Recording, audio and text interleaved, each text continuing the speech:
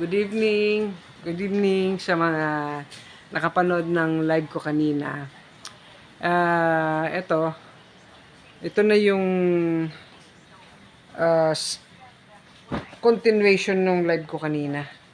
Hindi na to live, pero ito na yon. Lakas ng ulan kanina, no?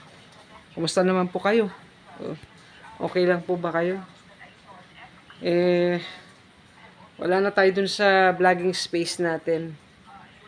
Makikihiga na muna ako dito kasi ah, medyo masakit yung aking likod.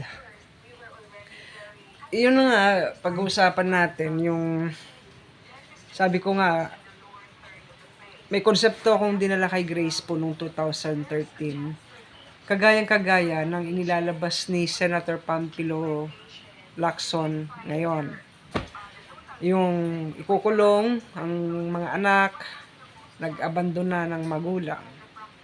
Tapos may penalty ng 100,000. Ganyan. Ang hindi naiisip ni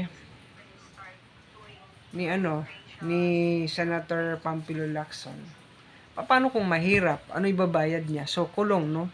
Ang style kasi sa ating bansa, pag may penalty, kunyari, kulong 1 year.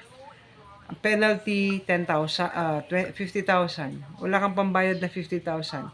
Dadagdagan nila yung taon na ikukulong ka kung wala kang 50,000. Ganun yun. Sa ano naman, sa second version ko, yung pang-election na sana ni Grace po noon, ito yon. Dahil naisip ko nga baka kung yun ang ikakampanya ni Grace po, yung ikukulong ang mga mag-aabandon ng mga anak sa kanilang mga magulang, eh baka hindi siya baka yung mga ganong klaseng tao, yung iba yung mga pananaw nila, hindi siya iboboto, di po ba? So naisip ko, nung gumawa ulit akong draft, iniba ko na yung version. Ang nilagay ko doon, kapag ang magulang mo ay responsable, pinag-aral ka, nakatapos ka, maganda yung estado mo sa buhay, o kaya pinag-aral ka, hindi ka naman nag-aral, pero nakapagtrabaho ka naman. Still, responsable pa rin yung magulang mo kasi pinag-aaral ka nga niya. Ikaw lang yung huminto. Ito na ngayon. Dahil ikaw naman ay nagtatrabaho na, tapos yung mga magulang mo ay mahihina na, matanda na. Hindi na sila kasing alam mo yung mga insurance na nang brainwash sa atin na dapat daw mag-ipon yung magulang. Tama naman yon. Pero paano nga, kung hindi siya nakapag-ipon, kasi ang ginawa niya ay pinag-aral ka niya ng pinag-aral. Lahat ng dapat iipunin niya para sa kanilang pagtanda ay inubos sa'yo. Tapos nung naubos na, humabol na rin yung pagtanda. Siyempre, alam niyo yung mga 50 years old, mabagal na rin mag-isip yan. Kung dati madiskarte sila sa buhay, humihina na rin yan. Hindi lang yung katawan ang humihina, pati yung mga parang brain cells medyo bumabagal na yan eh. So yung diskarte niya nung panahong pinapag-aral niya yung mga anak niya, iba na yung diskarte niya nung tumuntong siya ng 50 anyos. Yun. Ngayon, ito, naging responsable naman siya sa'yo. Nakatapos ka man o hindi. Nakapagtrabaho ka na. Yung magulang mo, humina na yan. Humina na yung bilis ng pag-iisip, ng diskarte sa buhay. Bumagal na yan. So, yung version ko, second version ko ay yung net income ng isang anak ng net income kunyari, halimbawa, ang sinasabi ko kasi iba yung dalaga, binata na anak eh. Yung mga mapagmahal na anak na binata at dalaga, hindi applicable yung yung second version ko. Kasi yung second version ko is parang applicable sa anak na nag-asawa. Kasi yung mga single, pag mapagmahal talaga sila, unli yan. Parang unli rice yan. Pag tumutulong sila sa magulang, unlimited yan. Talagang buhos. Walang porsyento. Yung ginawa kong second version na binigay ko kay Senator Poe o Senator Poe Office, no, ay applicable sa anak mo, sa anak ng isang responsableng magulang na nag-asawa na. Doon yun. So, ito na yon. Yung net income mo bilang isang married daughter, daughter, yung 20% ng net income mo, ibibigay mo sa magulang mo. Di ba? Ganun yon. Ito na ngayon. Papaano yung, halimbawa lang, di ba nag-asawa na kasi yung anak mo. Ang anak mo babae. Tapos ang lalaki na napangasawa niya ay hiniling niya na huwag magtrabaho yung asawa niya, yung anak mo, yung asawa niya dahil mag-aalaga na sa mga anak nila. Nabuntis na, nag-anak na. So, pina-stop ni lalaki nung manugang mo, yung anak mo na magtrabaho. So, paano na yon? Ganito yon. Dahil yung anak, yung manugang mo, ay tumutulong din siya sa sarili niyang magulang. 20% din. Doon sa version ko 20% din ang kailangan niya itulong sa sarili niyang magulang. Pina-stop niya yung asawa niya na tumutulong din ng 20% din sa mga magulang niya. Paano yon? Ganito yon. Dahil total, pina-stop mo yung anak nila na nakakatulong sa kanila, sasagutin mo ngayon yon. Ang tanong ba 20% din? Hindi po.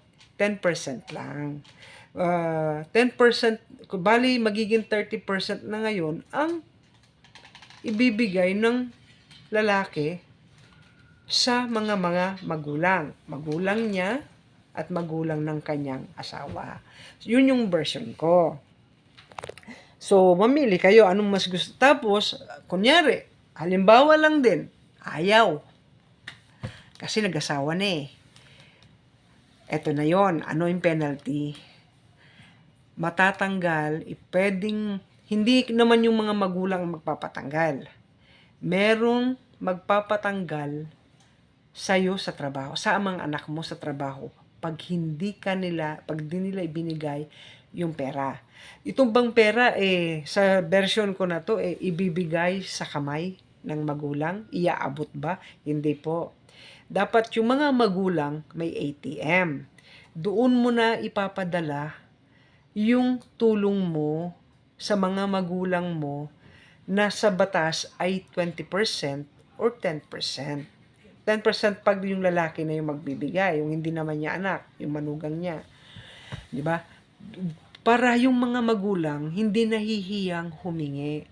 Yun kasi yung problema Kaming mga magulang, mahiyain talaga yan. Kung hindi lang talaga sobra ang pangangailangan, hindi yan magsasalita. Hindi yan mamimilit, hindi yan magpapakumbaba, na parang mapapahiya pa sa sarili niya, hindi.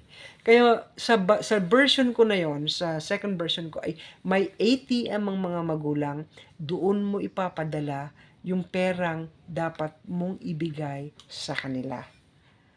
Yon. Ngayon, Fox, mga kaibigan, mga kapatid, ano mas maganda? Ang penalty ng hindi magbibigay, tanggal trabaho, Hindi kailangan yung magulang ang magpapatanggal sa'yo kasi sa version ko na yon, may mag-check, may magmo-monitor.